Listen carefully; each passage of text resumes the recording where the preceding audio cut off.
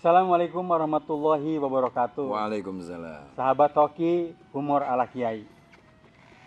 Mang Oot mau bercerita nih tentang pengalaman. Mang Oot kan sama beliau cukup lama juga kenal. Suatu ketika Mang Oot masih ingat ngaji di daerah Jakarta, nggak tahu di mana lah itu. Kita naik lift nih sama Kang Maman. Saya, Kang Maman, dan ada juga supir yang ikut. Pas naik, ada perempuan ikut naik juga satu lift tuh dengan kita. Dia nanya ke Kiai, dari mana Pak, katanya gitu. Udah gitu terus ngajak lagi juga. Pak, katanya, mumpung masih ada lowongan, katanya. Yuk Pak, katanya bilang gitu juga. Saya kan ini asisten ini, saya jadi semakin kesel. Kok Kiai saya ajak-ajak seperti itu? Pas keluar, Kang Maman kan cuek aja tuh sambil jalan. Saya bilang, Mbak, mohon maaf, jangan sembarangan sih Mbak, itu kiai saya. Oh maaf Mas, kalau begitu boleh nggak Mas, saya mau ngalap barokahnya, katanya seperti itu. Nah ini Kang, kadang-kadang kita melihat orang itu kan hanya dari satu sisi. Padahal kita melihat seorang itu tidak bisa dari satu sisi, banyak sisi kita bisa melihat orang. Bagaimana menurut Kang Maman ini Kang? Ya, terima kasih Mang Oot. Sahabat Hoki, Assalamualaikum warahmatullahi wabarakatuh. Alhamdulillah wassalatu wassalamu ala Rasulillah Sayyidina Muhammad ibn Abdillah wa alihi washabi wa maula amma ba'd. Dari kisah Mang Oot tadi, pengalaman itu, yang pertama saya masih ingat bahwa deg-degan juga sebenarnya waktu dia ngajak, ayo Pak kita ngamar. Oh, ngeri banget. Tetapi saya diajarkan oleh para kiai, guru-guru saya dulu waktu di Pekalongan, di Kiai Muzakir, waktu di Bang Abdullah Salam, di PMA Pusat, di Kajen. Perbanyaklah membaca Fatihah kepada guru-guru kita agar arwah-arwah suci mereka meminta kepada Allah agar menjaga kita. Nah, buktinya kan tiba-tiba pintu lift terbuka kan? Iya. Tapi yang kedua juga, saya sempat terpikir juga ketika mau cerita, kok dia tahu barokah ya? Iya. Berarti kan dia tahu kalau untung aja kalau kiai gratis. Oh, Kayak gitu. Nah, itu artinya ada sisi kebaikan dari seseorang. Jadi saya yakin bahwa perempuan tadi, PSK, pekerja seks komersial tadi, tidak pernah bercita-cita untuk terjerumus ke dalam lembah hitam. Dunia hitam ya kan. Karena desakan ekonomi, karena mungkin dia jadi korban human trafficking, karena mungkin dia korban bujuk rayu dan juga korban dari iklan-iklan di media, sehingga dia ingin cepat kaya dan sebagainya, akhirnya terjerumus. Nah, itu jadi tanggung jawab sosial kita. Makanya Rendra pernah mengatakan bahwa kita bisa menatap matahari dari satu sisi, tapi kita harus melihat manusia dari berbagai sisi. Seperti itu. Pertanyaan Kang. Pertanyaan ini datangnya dari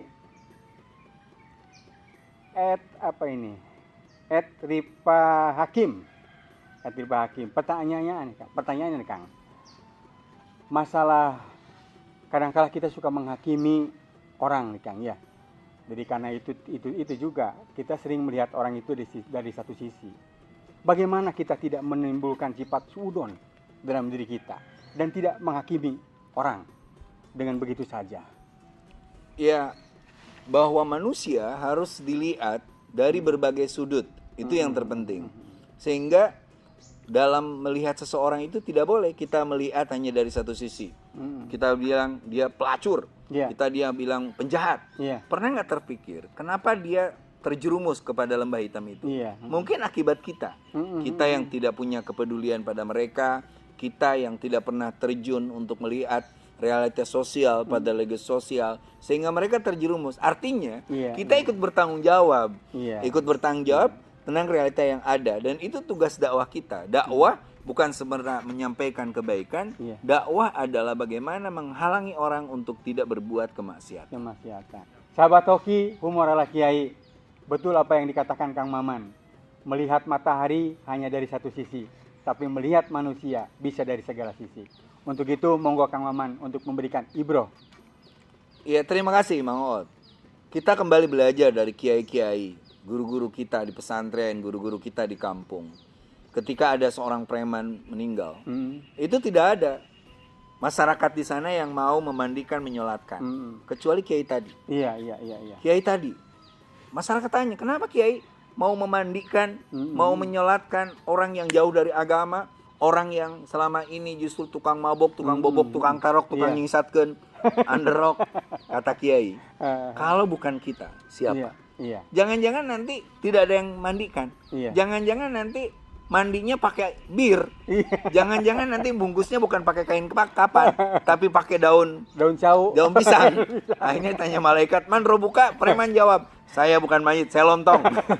Nah, Nabi lalu kiai itu herannya, habis sholat ada yang disuruh ishad. Iya. Bapak-bapak, mayit ini mayit baik, mayit baik. Iya. Nggak ada yang jawab. Baik kumaha, tukang mabok, tukang zina. Iya. Bapak-bapak, ini mayit baik. Kiai agak tinggi suaranya. Iya. Nggak ada yang jawab. Mm-mm. Kata kiai, kalau tidak jawab sekali lagi, saya doakan semua mati ngikutin ini preman. Akhirnya bapak, ini mayit baik. Iya. Kayak gitu. Ya udah, ditanya sama kiainya itu, ditanya, "Kiai, baik sebelah mananya?" "Baik matinya." Nah, itulah kearifan cara kiai dalam memperlakukan manusia. Iya. Walaqad karamna bani Adam. Tetap muliakan manusia, ajak bimbing ke arah cahaya Allah Subhanahu wa taala. Subhanakallahumma bihamdik, asyhadu an la ilaha illa anta, astaghfiruka wa atubu ilaik. Wallahul muwaffiq ila aqwamit thoriq. Wassalamualaikum warahmatullahi wabarakatuh.